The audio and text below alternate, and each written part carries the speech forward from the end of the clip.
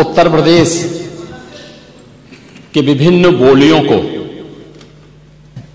भोजपुरी, अवधी, ब्रज और बुंदेलखंडी को इस सदन में सम्मान मिल रहा है और हमारी सरकार तो इन सब के लिए एक एकेडमी का भी गठन, अलग अलग एकेडमी के गठन की कार्रवाई को भी आगे बढ़ा रही है। ये सभी हिंदी की उपभाषाएं हैं, यानी हिंदी की बेटियां हैं। भाषा की समृद्धि के आधार हैं और हमें इसका स्वागत करना चाहिए। ये सदन साहित्यिक, केवल विशुद्ध साहित्यिक और व्याकरण से के विद्वानों की नहीं है, आम जन का प्रतिनिधित्व करने वाले माननीय सदस्य समाज के विभिन्न तबके से आए हैं। अंतिम पायदान पर बैठे हुए व्यक्ति की आवाज को भी इस सदन में मुखरता मिले, इसके लिए अगर किसी को हिंदी में वह धारा प्रवाह नहीं बोल सकता तो उसको भोजपुरी में भी अपनी बात को रखने का अधिकार मिलना चाहिए, अवधी में, ब्रज में या बुंदेलखंडी में उसको रखने का अधिकार मिलना चाहिए। ये कौन सी बात हो गई कि भोजपुरी में ना बोले, अवधी में ना बोले, इसका विरोध अंग्रेजी का, बुंदेलखंडी में ना बोले और उर्दू की आप वकालत कर रहे हैं। ये बड़ी विचित्र बात है। आप मुझे बताइए, मैं इसीलिए कहता हूं कि आप समाजवादियों का चरित्र ही इतना दोहरा हो चुका है, इतना दोहरा हो चुका है कि अपने बच्चों को भेजेंगे इंग्लिश पब्लिक स्कूल में और दूसरों के बच्चों को बोलेंगे कि एक गांव के उस विद्यालय में पढ़े जहां संसाधन भी नहीं है।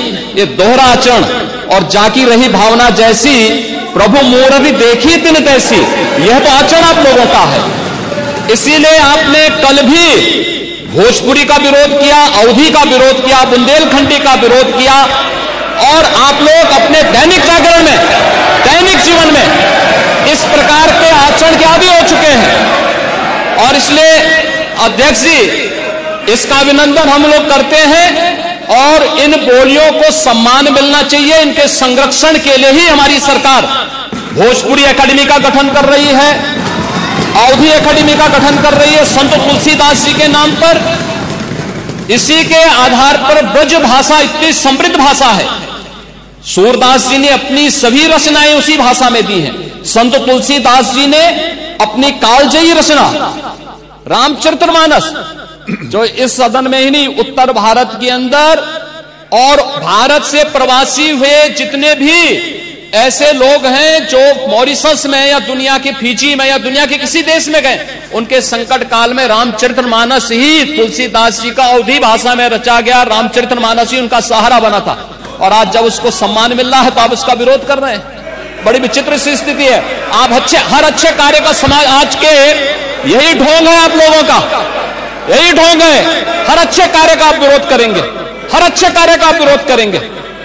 हर अच्छा कार्य जो प्रदेश के हित में है, देश के हित में है, आप उसका विरोध करेंगे। और मुझे लगता है इस प्रकार के विरोध की निंदा होनी चाहिए और हम इसका समर्थन करते हैं जो उत्तर प्रदेश की बोलियों को सम्मान मिल रहा है। मैं आपका धन्यवाद करूंगा और विधानसभा सचिवालय को इस बात के लिए धन्यवाद दूंगा।